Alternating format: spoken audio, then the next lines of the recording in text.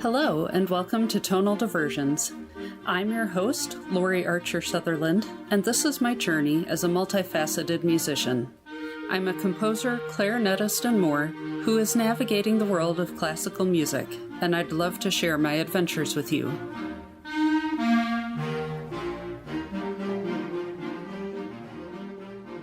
Sometimes you don't realize that a big anniversary is right around the corner.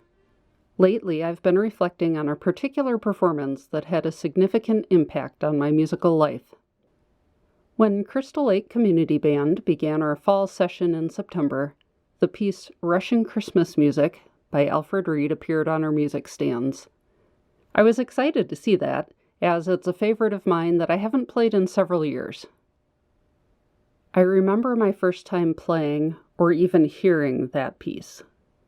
I was in my first term at Ohio State, and I had already grown a lot as a musician in those few short months. As the term drew to an end, the School of Music was going to try an experiment with concert format. Instead of one or two ensembles playing on a concert, we were going to include as many ensembles as we could into one collage performance. A musical celebration would be performed on the first Friday of December, right before finals week. The idea was that there would be non-stop music for about 45 minutes in each half of the concert.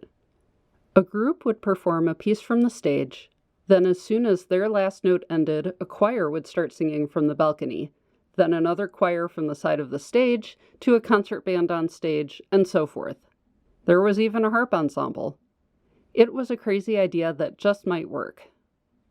Looking back, the logistics and cooperation between the music faculty was quite impressive. Kudos to whoever led that process. I don't know how the idea was born. I know that other colleges had done some collage-type concerts, but this was a first for OSU. I remember having a dress rehearsal the day before and figuring out where we needed to be and when. My part was easy.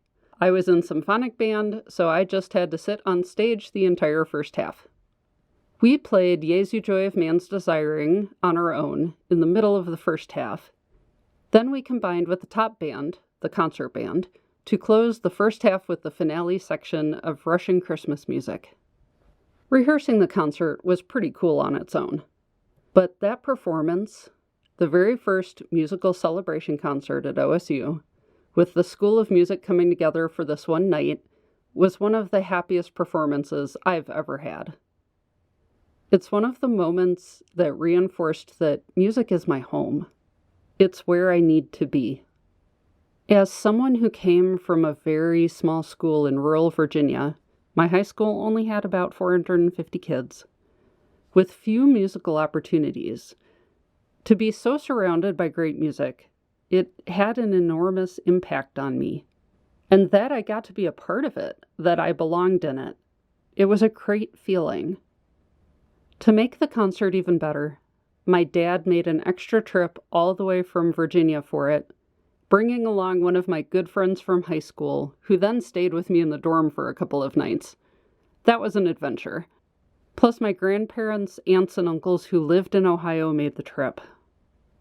Never underestimate the effect you can have as an audience member when you go to hear a relative's or friend's concert. It means more than you realize. So why is this affecting me so much this year? I saw in an OSU newsletter that they still perform this concert 30 years later. I went to a couple after I graduated and still lived in Columbus, but I haven't been able to go since I moved to Illinois in 2001. Mostly because it's the same weekend as our community band concert, and it's tough to fit it all in. I will go again someday. But this year is special. It's a big anniversary. I first performed Russian Christmas Music on December 3rd, 1993. I will perform it again on December 3rd, 2023. Thank you for joining me on my trip down memory lane. I actually have a recording of that OSU performance, which I'll link in the show notes, and it's on YouTube. Until next time. Thank you for listening to Tonal Diversions. Subscribe wherever podcasts are found and share with a friend. Until next time.